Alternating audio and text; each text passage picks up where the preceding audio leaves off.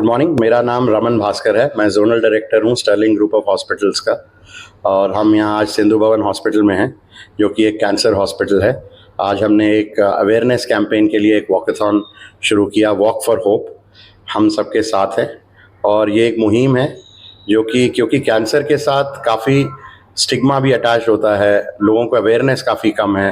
तो पहली चीज़, अगर किसी को बोला जाए कि उनको कैंसर है तो वो काफ़ी घबरा जाते हैं, डर जाते हैं, फैमिली पे काफ़ी प्रेशर होता है।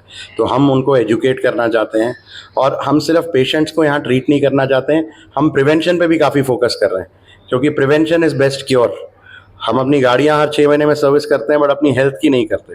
तो इसीलिए इस वॉकथॉन में जो भी फीमेल्स पार्टिसिपेंट्स हैं उनको हमने फ्री मैमोग्राम स्क्रीनिंग दी है, मेल्स को हमने फ्री PSA स्क्रीनिंग दी है, ताकि हम चाहते हैं कि पेशेंट्स का प्रिवेंशन, जनरली लोगों को प्रिवेंशन के बारे में ज़्यादा पता लगे rather than सिर्फ cure. Thank you so much. Sir, कितने जन जुड़ा है आज हमारे साथ 450 लोग जुड़े थे, और रोटरी ने भी काफ़ी बड़ा इसमें योगदान दिया है। हम रेगुलरली अवेयरनेस कैंपेन्स करते हैं। 2 महीने पहले हमने पिंकथॉन किया था, सारीथॉन, जो कि फीमेल्स सारी विमेन फोक्स के साथ। तो हम ऐसे रेगुलरली अवेयरनेस कैंपेन्स करते रहते हैं।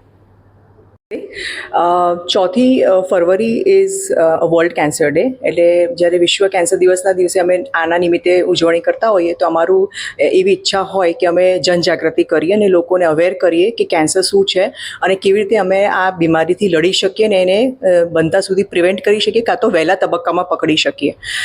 સ્ટર્લિંગ કેન્સર હોસ્પિટલે વિશ્વ કેન્સર દિવસના નિમિત્તે યોજાયેલી ઇવેન્ટમાં આજે એક વોકેથોન રાખ્યું હતું, જેમાં અમારું ઉદ્દેશ્ય હતું કે અમે એ વોકેથોન દ્વારા લોકોને જાગૃત કરીએ કે આજકાલ જે કેન્સરનો ઇન્સિડન્સ જે આપણે જોઈએ છે, લાઈક હું તમને આંકડાઓમાં કહું તો ઓલમોસ્ટ આપણે જોઈએ છીએ કે વર્ષમાં લગભગ 1.5 મિલિયન જેવા કેસીસ થાય છે ભારતમાં, which is a big number, અને ઇટ ઇઝ એક્સપેક્ટેડ કે આવનારા 1 દશકમાં કદાચ 50%થી બી વધારે ઉમેરો થશે. તો આ કેન્સરના કેસીસના માટે આપણે સમજીએ કે શું કારણો હોય છે, આપણે સતર્ક રહીએ, અને અમુક કેન્સર્સમાં જેવી રીતે આપણને ખબર છે કે એના માટે, જેવી રીતે આપણે સ્તન કેન્સરની વાત કરીએ તો એના માટે મેમોગ્રાફી જેવી સ્ક્રીનિંગ છે, કાં તો ગર્ભાશયના કેન્સરની વાત કરીએ જ્યાં HPV વેક્સિન છે, આ બધું જો આપણે કરીએ તો આપણે ઘણા હદ સુધી કેન્સરથી બચી શકીએ છીએ.